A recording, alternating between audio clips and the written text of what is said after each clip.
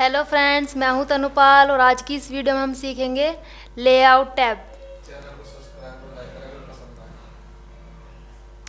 चलिए फ्रेंड्स, हम सीखते हैं लेआउट टैब। इसमें हम सीखेंगे page setup and paragraph group. Video को स्टार्ट करते हैं। यहाँ से आते हैं हम लेआउट टैब के अंदर। देखिए फ्रेंड्स, पहला ऑप्शन है हमारा पेज सेटअप। यहाँ से हम पेज की सेटिंग कर सकते हैं। कैसे करते हैं वो मैं बताती हूँ आपको। जैसे हमने यहाँ पे कुछ रैंडम टेक्स्ट लिया और आप सभी जानते हो कि यहाँ पे रैंडम टेक्स्ट जो होता है स्टार्ट, वो यहाँ से होता है पेज का ये वाला एरिया छोड़ के, यहाँ से छोड़ देता है और यहाँ से छोड़ देता है पेज का स्पेस। इस स्पेस को हम क्या बोलते हैं? इसको हम मार्जिन बोलते हैं, है ना फ्रेंड्स। देखो, यहाँ से हम मार्जिन की सेटिंग कर सकते हैं। पहला ऑप्शन है मार्जिन्स। यहाँ से अभी हमारा नॉर्मल मार्जिन है, यहाँ पे हम नैरो मार्जिन करेंगे तो ये मार्जिन का एरिया बहुत कम लेगा। आपको दिख रहा होगा यहाँ पे मार्जिन का एरिया बहुत कम हो चुका है। देखिए, हम इसको मॉडरेट करते हैं तो ये मॉडरेट हो गया। अब यहाँ से मॉडरेट में ये मार्जिन यहाँ से थोड़ा कम हो गया, यहाँ से ऊपर से थोड़ा ज़्यादा हो गया। ठीक है, तो यहाँ से आप क्या कर सकते हैं? मार्जिन की सेटिंग कर सकते हैं। कितना मार्जिन आपको रखना है वो अपने हिसाब से आप कर सकते हैं। उसके बाद आता है ओरिएंटेशन। यहाँ से हम पेज का ओरिएंटेशन सेट करते हैं।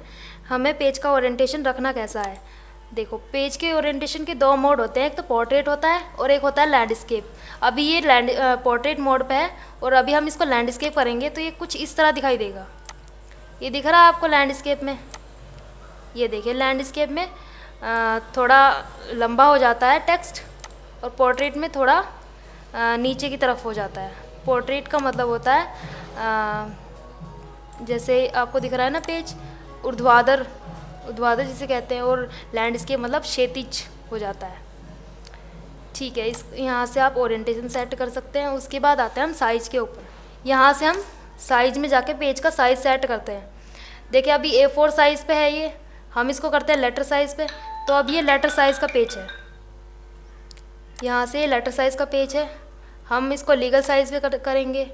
देखिए, प्रिंटिंग में आप जो भी पेज लगा रहे हैं, यहाँ से आप वही पेज यहाँ पे अप्लाई करेंगे। जैसे आप अगर प्रिंटिंग में ले रहे हैं A4 साइज़ का पेज, तो आप यहाँ से क्या करोगे? A4 साइज़ का पेज लगाओगे, ताकि यहाँ पे जो मैटर है वो A4 साइज़ की शीट पर ऑटोमेटिक ठीक बैठ जाए, मतलब फिक्स हो जाए एक तरह से।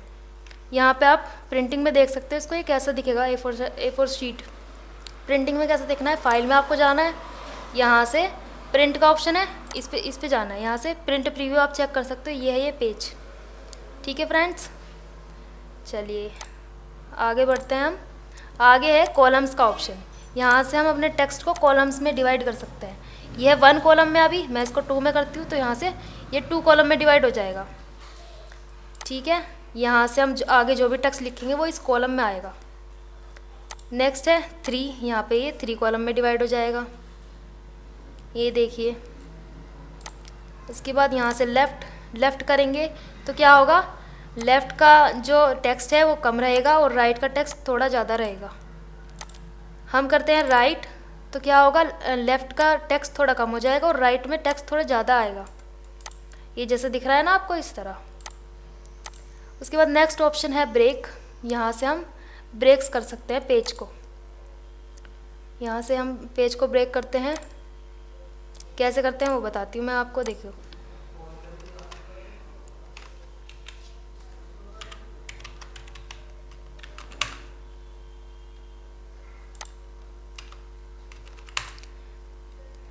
मैं इसको कर लेती हूँ 1 कॉलम में। देखिए फ्रेंड्स, क्या है कि मुझे मैंने यहाँ पे ये डेटा लिखा और हुआ ये कि ये जो डेटा था इससे आगे का, ये मुझे दूसरे पेज पे चाहिए था और मैंने गलती से यहाँ पे टाइप कर दिया। तो इस कंडीशन में कि मैं क्या करूँगी? पेज को यहाँ से ब्रेक कर दूँगी। ये पेज ब्रेक हमने इंसर्ट टैब में भी आपको बताया था। यहाँ से मैं पेज को ब्रेक कर दूँगी। उससे क्या होगा? ये आगे वाला डेटा दूसरे पेज पे पहुँच जाएगा और इससे पीछे वाला डेटा इसी पेज पे रह जाएगा। देखिए, देख लेते हैं हम। मैंने कर्सर यहाँ पे रखा और पेज को यहाँ से ब्रेक कर दिया, तो आप देख सकते हैं क्या हुआ। यहाँ से ये वाला पैराग्राफ यहीं पे रह गया और इससे आगे वाला जो पैराग्राफ था वो दूसरे पेज पे आ चुका है। ठीक है फ्रेंड्स, नेक्स्ट ऑप्शन है इसी के अंदर कॉलम। इसमें क्या होगा, इसमें कॉलम में डिवाइड होकर टेक्स्ट आएगा। देखिए अगर हम कॉलम रखते हैं तो क्या होगा, यहाँ से जैसे मैं करती हूँ कॉलम में इसको, तो आप देख सकते हैं आगे का जो टेक्स्ट है वो कॉलम में डिवाइड हो गया। ये देखिए आगे का वो कॉलम में पहुँच गया। यहाँ से अगर आप कोई टेक्स्ट टाइप कर रहे हैं और इसको कॉलम में रखते हैं तो इससे क्या होगा, जैसे आप कोई टेक्स्ट टाइप कर रहे हैं तो वो ऑटोमेटिक नेक्स्ट पेज पे ना जाके वो नेक्स्ट कॉलम में जाएगा। ठीक है फ्रेंड्स। उसके बाद होता है टेक्स्ट रैपिंग। यहाँ से अगर आप कोई ऑब्जेक्ट लेंगे तो टेक्स्ट ऑटोमेटिक रैप हो जाएगा टेक्स्ट रैपिंग की हेल्प से। जैसे हम कोई ऑब्जेक्ट लेके देख लेते हैं, इंसर्ट टैब में जाते हैं, यहाँ से शेप उठाते हैं कोई सी, यहाँ से मैंने ये शेप उठाई और उसके बाद मैं करूँगी इसको टेक्स्ट रैपिंग। तो मैं क्या करूँगी, यहाँ से लेआउट टैब में जाऊँगी और उसके बाद यहाँ से ब्रेक्स में टेक्स्ट रैपिंग पे क्लिक करूँगी, यहाँ से टेक्स्ट रैपिंग। तो ये टेक्स्ट क्या कर रहा है, अपने आप उस शेप के लिए जगह छोड़ रहा है। दिख रहा है ना आपको। यहाँ से हम अपनी शेप को एडजस्ट कर सकते हैं। ठीक है friends, I hope you understand. Okay, let's move on next option. यहाँ से है नेक्स्ट ऑप्शन है नेक्स्ट पेज। नेक्स्ट पेज पे क्या होगा, अगर आप इसको नेक्स्ट पेज पे रखते हो तो क्या होगा, उससे होगा ये कि अगर आप कोई वर्क टाइप कर रहे हो, कोई टेक्स्ट टाइप कर रहे हो अपने पेज पे और आपने क्या किया, इसको नेक्स्ट पेज पे लगा के रखा, तो उससे होगा ये कि जब आप टाइप कर रहे हो पेज पे टेक्स्ट तो ऑटोमेटिक नेक्स्ट पेज आ जाएगा, आपको नेक्स्ट पेज लेने की ज़रूरत नहीं है। ठीक है फ्रेंड्स। कंटिन्यूस से होगा कि लगातार पेज आते रहेंगे। इवन पेज में अगर आप कोई टेक्स्ट दूसरे पेज पे टाइप कर रहे हो तो ऑटोमेटिक तीसरा पेज ना आके चौथा पेज आएगा। अगर आपने ओड पेज लगा रखा है तो अगर आप कोई टेक्स्ट पहले पेज पे टाइप कर रहे हो तो दूसरा पेज स्किप हो जाएगा और तीसरा पेज आएगा उसके बाद। ठीक है फ्रेंड्स। उसके बाद आते हैं हम हाइफिनेशन ऑप्शन पे। हाइफिनेशन क्या होता है, देखिए कभी कभी ऐसा होता है कि कोई वर्ड्स बीच में से टूट जाता है। कैसे टूट जाता है, जैसे ये कोऑर्डिनेटेड वर्ड पूरा लिखा हुआ है, चलो इसको छोड़ते हैं, हम इसको लेते हैं, ये चूज़ वर्ड लिखा हुआ है ना, यहाँ से कभी कभी ऐसा हो जाता है, ये यहाँ पे इस न्यू वर्ड को ले लेते हैं, यहाँ से ये न्यू रह जाता है यहाँ पे और डब्लू यहाँ पे पहुँच जाता है। तो इस वर्ड को दिखाने के लिए कि पूरा ये एक वर्ड है, हम क्या करते हैं यहाँ पे बीच में एक हाइफन का सिंबल लगा देते हैं, है ना फ्रेंड्स। तो यहाँ पे एक हाइफिनेशन ऑप्शन यही काम करता है। ये क्या करता है, अगर इसको हम ऑटोमेटिक करेंगे तो ये ऑटोमेटिक जहाँ पे भी हाइफिनेशन की ज़रूरत होगी वो वहाँ पे हाइफिनेशन लगा देगा। लेकिन अगर हम मैनुअल करेंगे तो मैनुअल में वो हमसे पूछेगा कि यहाँ पे हाइफिनेशन की ज़रूरत है, हमें लगाना चाहिए या नहीं। देखो हम मैनुअल करके दिखाते हैं। मैनुअल में कह रहा है कि हाइफिनेशन इज़ कम्प्लीट, यहाँ पे कहीं भी हाइफिनेशन की ज़रूरत है ही नहीं। ठीक है। यहाँ पे अगर हम करेंगे ऑटोमेटिक तो ऑटोमेटिक में जहाँ पे हाइफिनेशन की ज़रूरत होगी वो खुद लगा देगा। Okay friends, hyphenation complete. उसके बाद आते हैं हम पैराग्राफ ग्रुप के अंदर। यहाँ से पहला ऑप्शन है इंडेंट। यहाँ से हम अपने इंडेंट को इंक्रीज़ और डिक्रीज़ कर सकते हैं। कैसे कर सकते हैं, जैसे मैंने कर सकते यहाँ पे रखा, इसको करा 0.7 इंच राइट की तरफ एडजस्ट। ये देखो यहाँ से आप राइट की तरफ एडजस्ट कर सकते हो, यहाँ से लेफ़्ट की तरफ मूव होगा नीचे से। ये ऊपर नीचे के बटन है ना, इनको आप प्रेस करो। ठीक है। यहाँ से होगा लेफ़्ट और यहाँ से नीचे वाले बटन से होगा राइट की तरफ से। देखो ये राइट की तरफ से एडजस्ट होगा लेफ़्ट की तरफ को, ये दिख रहा है ना, राइट की तरफ से स्पेस छोड़ रहा है और सारा जा रहा है लेफ़्ट की तरफ को। ठीक है फ्रेंड्स। उसके बाद आते हैं हम स्पेसिंग के ऑप्शन पे। यहाँ से हम पैराग्राफ के बीच में स्पेस क्रिएट कर सकते हैं। जैसे मैंने अपना कर्सर यहाँ पे रखा और इनके बीच में मैं स्पेस बनाना चाहती हूँ। पहला है बिफोर का ऑप्शन। बिफोर मतलब पैराग्राफ के पहले। मैं क्या चाहती हूँ, इस वाले पैराग्राफ से पहले स्पेस बने, तो मैं यहाँ से बिफोर पे क्लिक करूँगी और यहाँ से मैंने 60 pt का स्पेस बना दिया यहाँ पे। ठीक है, बना दिया। अब मैं चाहती हूँ कि इसके इस वाले पैराग्राफ के इसको मैं ऐसे कर देती हूँ जैसे पहले था। यहाँ से इनका स्पेस कम कर देती हूँ। अब मैं चाहती हूँ कि इस वाले पैराग्राफ के बाद स्पेस बने, ठीक है, मतलब इस वाले पैराग्राफ के बाद स्पेस बने, ये वाला पैराग्राफ नीचे खिसक जाए। तो मैं क्या करूँगी, यहाँ से आफ्टर पे क्लिक करूँगी, यहाँ से सॉरी कर्सर हमारा थोड़ा, यहाँ पे कर्सर रखेंगे और यहाँ से स्पेस पे क्लिक करेंगे।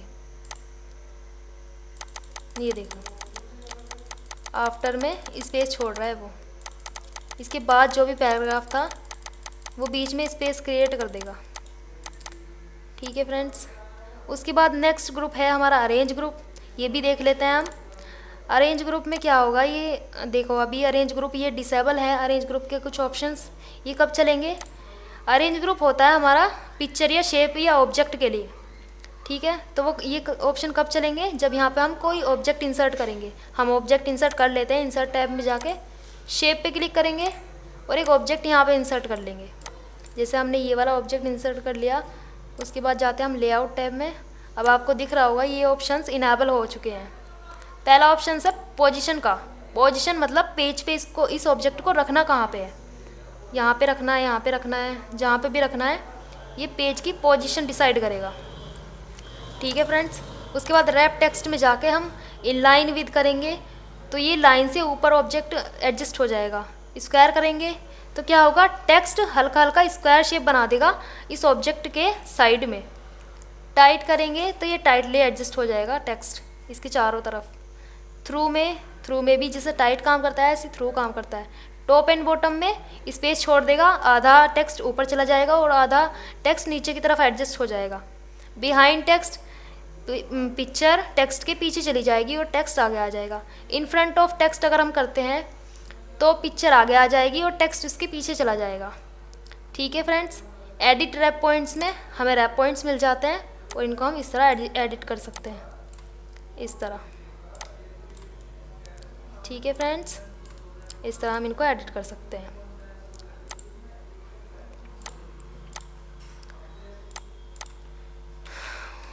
यहाँ से हम कोई दूसरी शेप ले लेते हैं, जैसे हमने एक ये वाली शेप ले ली। उसके बाद देख लेते हैं हम ब्रिंग फॉरवर्ड। यहाँ से उससे पहले क्या कर लेते हैं, यहाँ पे इसी शेप को कॉपी कर लेते हैं और पेस्ट कर लेते हैं। यहाँ पे हमने ये वाली शेप ले ली, इसको हम दूसरी शेप ले लेते हैं अलग अलग, ताकि आपको पता चल सके कि आखिर हो क्या रहा है। देखो हमने एक ये ले लिया और एक हमने ये ले लिया रेक्टेंगल। अब हम देखते हैं ब्रिंग फॉरवर्ड का ऑप्शन कैसे काम करता है। देखिए फ्रेंड्स, यहाँ से ब्रिंग फॉरवर्ड क्या काम करता है, ये शेप को आगे लाने का काम करता है। जैसे मैं चाहती हूँ कि ये जो स्क्वायर है ना पीछे रेक्टेंगल के, ये एक स्टेप आगे आ जाए, तो मैं उसको सिलेक्ट करूँगी और यहाँ से ब्रिंग फॉरवर्ड कर दूँगी, तो ये आगे आ गया। अब मैं चाहती हूँ ये स्टार सबसे आगे तो आए ना, लेकिन इस रेक्टेंगल से आगे आ जाए, तो मैं यहाँ से कर दूँगी इसको ब्रिंग फॉरवर्ड। इस स्टार को सिलेक्ट करके और यहाँ से करूँगी ब्रिंग फॉरवर्ड, तो वो आगे आ गया, ठीक है फ्रेंड्स। ऐसे ही मैं चाहती हूँ रेक्टेंगल इस सर्कल से आगे आ जाए, तो यहाँ से करना है ब्रिंग फॉरवर्ड, तो वो सर्कल पीछे चला गया और रेक्टेंगल आगे आ गया। लेकिन अब मैं चाहती हूँ कि ये जो सबसे पीछे वाली शेप है ना वो सबसे आगे आ जाए, तो यहाँ से एक ही बार में करना है आपको ब्रिंग टू फ्रंट, तो वो आगे आ जाएगी। उसके बाद नेक्स्ट है bring in front of text, यानी टेक्स्ट से आगे लाने के लिए। अगर कोई शेप टेक्स्ट के पीछे हो और आपको उसको आगे लाना हो तो आप क्या करोगे, bring in front of text, ठीक है। यहाँ से सेंड बैकवर्ड और सेंड टू बैक देख लेते हैं। सेंड बैकवर्ड क्या काम करेगा, ये एक स्टेप शेप को पीछे पहुँचा देगा। जैसे मैं चाहती हूँ स्क्वायर, ये सर्कल स्टार के पीछे चला जाए, तो मैं क्या करूँगी, send backward. Next send to back, इस स्टार को सबसे पीछे पहुँचाने के लिए मैं करूँगी सेंड टू बैक, वो सबसे पीछे चला गया। उसके बाद सेंड बिहाइंड टेक्स्ट, ये होता है शेप को टेक्स्ट के पीछे पहुँचाने के लिए। जैसे मैं ये स्टार मैंने यहाँ पे रखा और मैं चाहती हूँ टेक्स्ट के पीछे चला जाए, टेक्स्ट इससे आगे आ जाए, तो मैं कर दूँगी इसको सेंड बिहाइंड टेक्स्ट, अब मैं चाहती हूँ ये आगे आ जाए, तो मैं क्या करूँगी, यहाँ से bring in front of text, तो ये टेक्स्ट के आगे आ गया। ओके फ्रेंड्स, यहाँ से हम इन्हें डिलीट कर देते हैं। देखिए यहाँ होता है सिलेक्शन पेन, इन शेप्स को सिलेक्ट करने के लिए। यहाँ पे ये बता रहा है, यहाँ पे एक रेक्टेंगल है और यहाँ पे एक स्टार है। आप इनको यहाँ से हाइड और शो भी करा सकते हो। मैं इसको थोड़ा सा यहाँ पे रख लेती हूँ। देखो यहाँ पे इनको हाइड करा सकते हो, शो करा सकते हो। ये शेप के लिए होता है, शेप का सिलेक्शन पेन। ओके, नेक्स्ट आते हैं हम अलाइन ग्रुप पे। यहाँ पे हमें यहाँ पे ऑप्शंस मिलते हैं शेप को अलाइन करने के लिए, शेप का अलाइनमेंट सेट करने के लिए। शेप को हमें अलाइन कहाँ पे करना है, अलाइन लेफ़्ट तो ये लेफ़्ट में अलाइन होगी, अलाइन सेंटर तो ये सेंटर में अलाइन होगी, अलाइन राइट तो ये राइट में अलाइन होगी। ये काम कैसे करेगा, ये बस सिलेक्टेड शेप पे काम करेगा। जैसे अभी हमारी ये वाली शेप सिलेक्ट है तो वही मूव हो रही है। अलाइन टॉप तो वो टॉप पे अलाइन होगी, अलाइन मिडल में अलाइन होगी, अलाइन बॉटम तो वो पेज के बॉटम में अलाइन होगी। Okay, distribute horizontally, distribute vertically, ये कैसे काम करते हैं इन्हें देख लेते हैं। जैसे हमने यहाँ पे इनको कॉपी और पेस्ट कर लिया और मैं इनको सीक्वेंस से लगाती हूँ।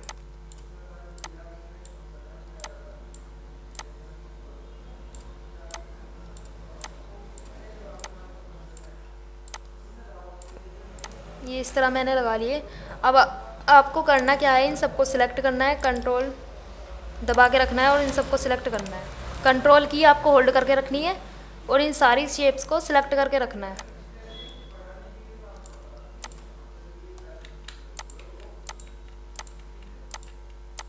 इन्हें हम डिलीट कर लेते हैं एक्स्ट्रास को।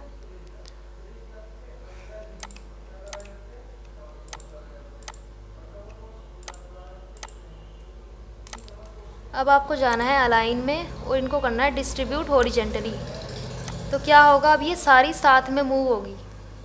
दिख रहा है ना आपको, सारी की सारी साथ में मूव हो रही है अगर हमने डिस्ट्रीब्यूट इनको हॉरिजेंटली करा। ठीक है फ्रेंड्स, अब हम लगाते हैं इनको वर्टिकली। इनका सिलेक्शन हटाना है, कंट्रोल के साथ इनको सिलेक्ट करना है दोबारा से, तो इनका सिलेक्शन हट जाएगा। उसके बाद लगाते हैं हम इनको वर्टिकली।